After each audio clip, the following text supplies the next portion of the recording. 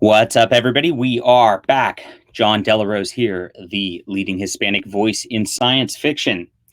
And it's been requested that I do my top 20 comic writers of all time. And so I did so. This is going to be the first half of those top 20. I'll do the rest tomorrow. This actually took me a couple minutes to make this video, which is unusual. I don't usually spend any prep time whatsoever. So you guys are in for a treat. I made a real PowerPoint slide presentation. It's a bit of a cheesy one, but it is one nonetheless.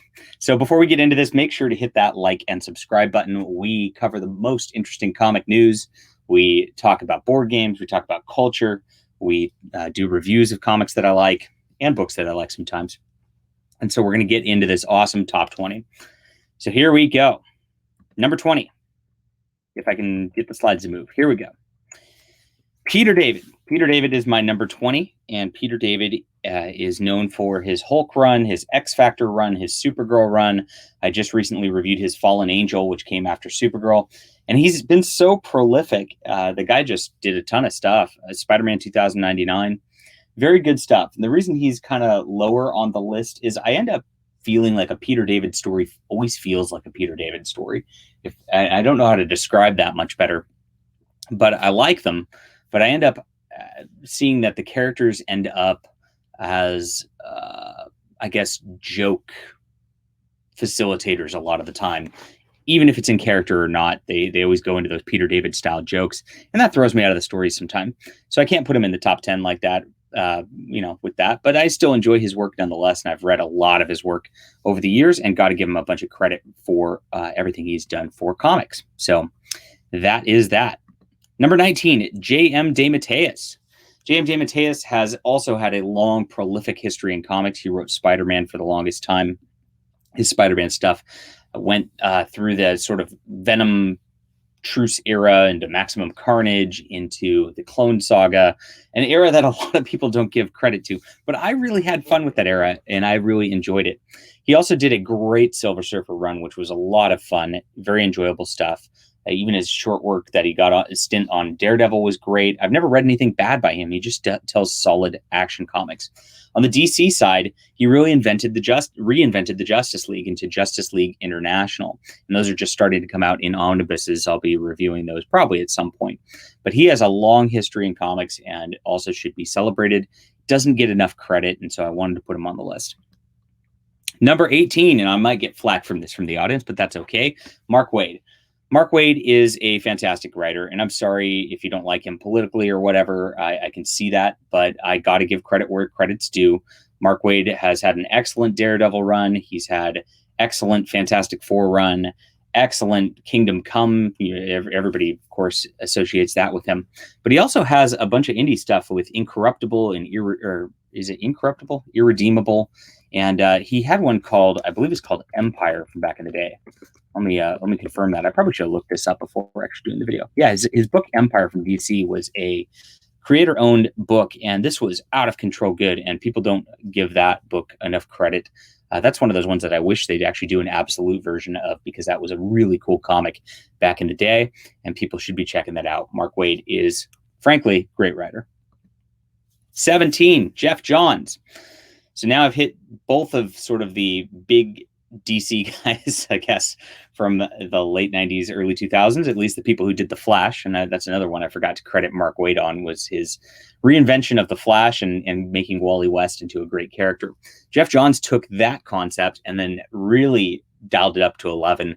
And his Flash work is probably some of the best out there. He also did, of course, the Green Lantern run, which reinvigorated the Green Lantern franchise. He's done JSA run, which is just some of the best stuff out there. His Teen Titans was really good.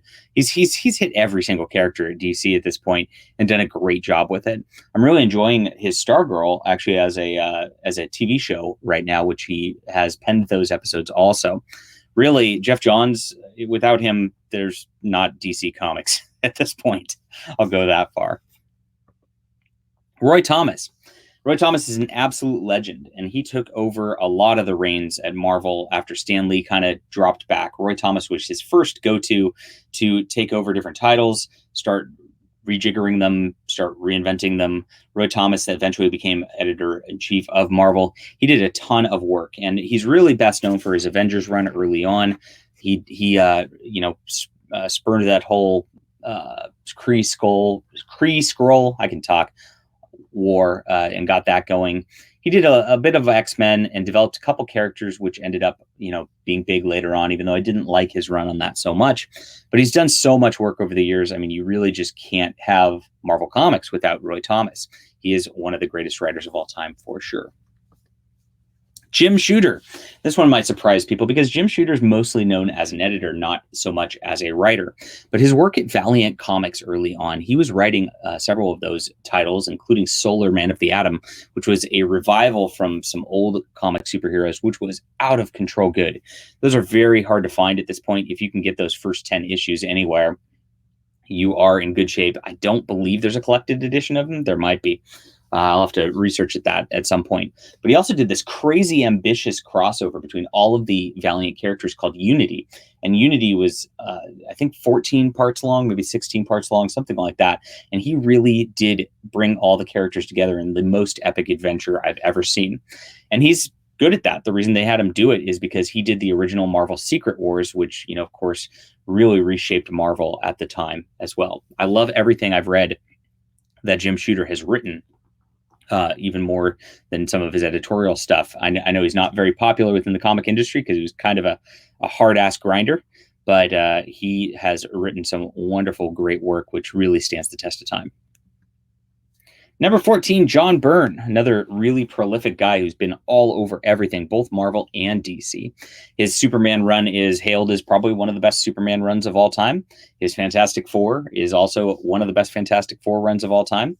His She-Hulk I just reviewed recently was fantastic also. His Namor, probably the definitive Namor, is John Byrne. He's really done everything, and he's worked on almost every character at this point. The guy just is a workhorse, can turn out so much work himself. He wrote and did a lot of the drawing himself, and sometimes he didn't do the drawing and just wrote it. But John Byrne is one of those guys who's just a pulp master who just cranks out work all over the map. I'm reading a Star Trek series by him right now, which is they've got a big thick hardcover of Star Trek by John Byrne. Got everything by John Byrne. You can get anything. Look up a character and look up John Byrne, and he's done it. And that's why he's on my list. Oops, I've got two number 14s. How'd this happen? Do I have too many characters? So I guess he'd be 13. Robert Venditti. So we'll I can edit while I'm on this. There we go. That's how great. Robert Venditti is actually not that well-known of a guy. I guess he is a well-known guy, but he doesn't get much credit. And he's a modern guy who tells stories like they used to be told, with high amounts of action, high amounts of fun. If you want to get into his stuff, I got to go into Valiant again for X-O Manowar. He revitalized X-O Manowar in 2012, reimagined the character, and his run is just phenomenal all the way through. They have beautiful oversized hardcovers of it, and you should absolutely get it. He's also done a great job on Green Lantern and Hawkman.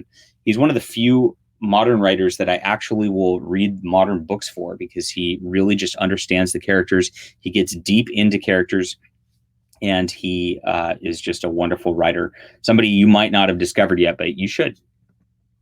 All right, and I'm off on my numbering, but that's okay. We'll fix it and edit, everybody. Number 12 is Doug Moench. And Doug Moench has had a long history in comics also. He worked in tandem alongside Chuck Dixon on the Bat titles for the longest time. And I loved those Bat titles growing up. I loved the whole Nightfall saga. I loved the whole, what came after that? No Man's Land that came after that. And Doug Moench's work in the middle is also really excellent. He did a great job on Batman. And then he also did Moon Knight over at Marvel, which is kind of Marvel's Batman, but it's kind of different. And that Moon Knight run is some of the best Marvel comics that exists, period. But he's not just a guy who just does Bat comics. He's all over the map and has a whole long history of doing just tons of work also. He did Shang-Chi, Master of Kung Fu for the longest time, which is one of those ones that has gotten a lot more popularity in recent years also. and I know was big during the 70s craze of all the kung fu movies and everything like that. And he also did a little known Godzilla run. Marvel Comics actually got the license for Godzilla, and they put Doug Moench on it. And he didn't want to do it because he didn't think he was that kind of writer.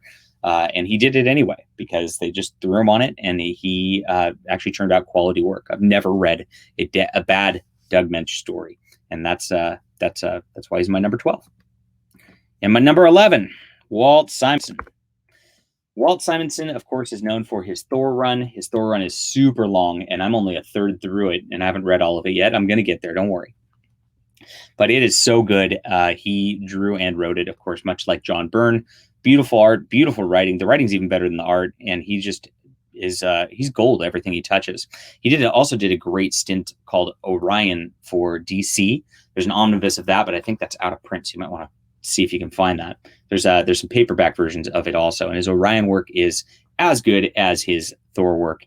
Recently, he's been doing this book called Ragnarok, which is taking the mythological character Thor and actually putting him in a different fantasy setting, very different than the Marvel stuff. And honestly, I like it better than the Marvel Thor run. I would read his Ragnarok first, almost more than anything. He's got an excellent handle on mythology, excellent handle on writing, just really gripping stuff, which is a lot of fun.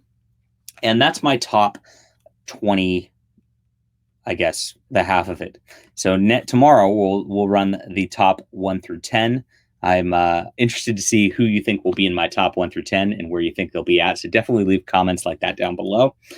And I hope you enjoyed this. All these top 20 people, when they do these, give disclaimers like, this is just my opinion. And, anybody's valid to have their own opinion. And I just want to say I'm not that type of guy. So if you have a different opinion, you're wrong. All right, guys, hit the like and subscribe button. I will see you soon.